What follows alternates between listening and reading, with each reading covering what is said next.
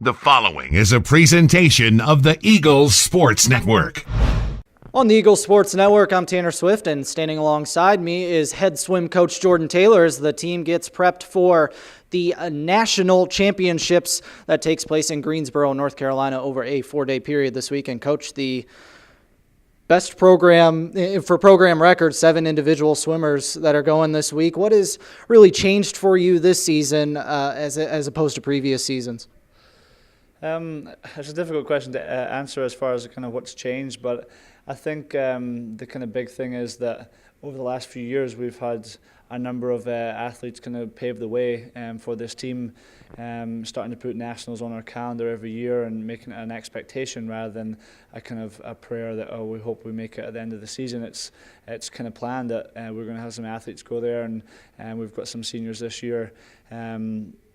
Maggie and Margaret, who have been there the last 3 years and make it just a normal part of their schedule, is that they make it to nationals at the end of the season. And with that happening, and with the number of All-Americans over the last 3 years, or 13 altogether, and those athletes have really paved the way for the new athletes coming into this program to aspire to and see that it's achievable. It's not just some kind of dream out there that Olympians or something like that might achieve, but if you work hard and get stuck in when it comes to conference, you can set times that will put you inside the top 20 in the nation and qualify for nationals. And so I think that's the major factor. It gives the belief that the other athletes can do it, and then the team have put the work in this year across the board. Every single person has worked hard and harder than we've ever done in the past, and for the 10 who are getting to go to nationals this year, they have had that hard work pay off. 5 of those 7 with their first opportunity this week to compete in nationals. How special has that group been for you, and how much can they rely on Maggie and Margaret for getting a little bit of advice for people that have been there before? Yeah, for sure. It's awesome to have some new faces going on to nationals this year.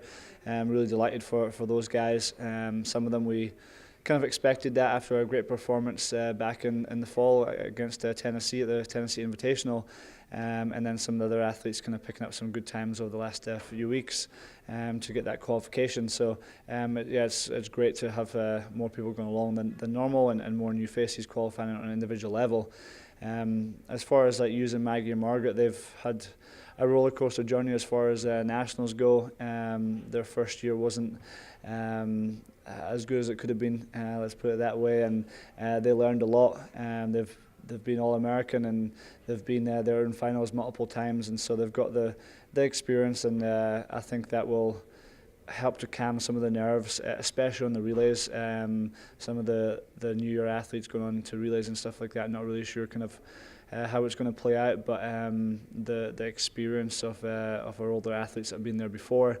We've also got other athletes like Lisa and Ellie and Mary who've all been there before. On the guys' side, John Lancaster. So again, there's a little bit of experience there that they'll have grown themselves and can also pass it on to the new athletes going. We've probably talked about it multiple times this year that this is what you've been planning for all season. You test your team early in the year with the NSU Shark Invitational. You battle against D1 opponents multiple times this year. Does your training change at all these last 2 weeks in preparation?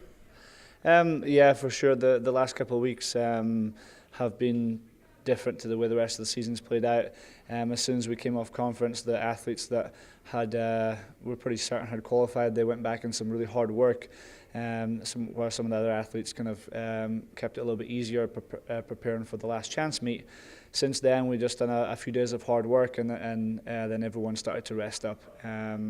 Much easier practices, less yardage, just helping them fully recover. I don't want any kind of lasting fatigue from practice to practice, and then within every workout having some real quality focused efforts, whether that's on starts and turns, relay takeovers being super important for us, with multiple relays at nationals, some race pace work. It's just been a bit more kind of fine tuning. The athletes have raced multiple times this year, like you said, against some really tough opponents, and some of their weaknesses have been kind of identified, and they've had a chance to work on that and get better and better every competition. this is our last chance. There isn't another meet coming up in a few weeks. This is it this weekend. So hopefully everything they've learned over the season and over their swimming career can kind of come together for this weekend.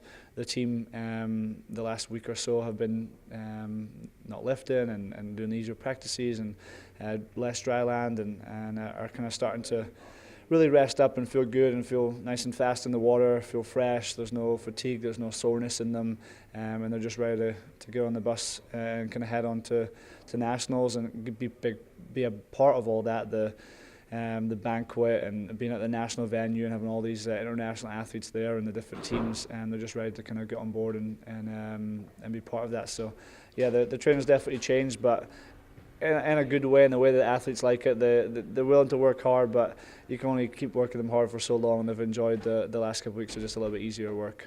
Jordan, thank you for your time. Best of luck this week. Appreciate it. Thanks. He's head swim coach Jordan Taylor. I'm Tanner Swift on the Eagles Sports Network.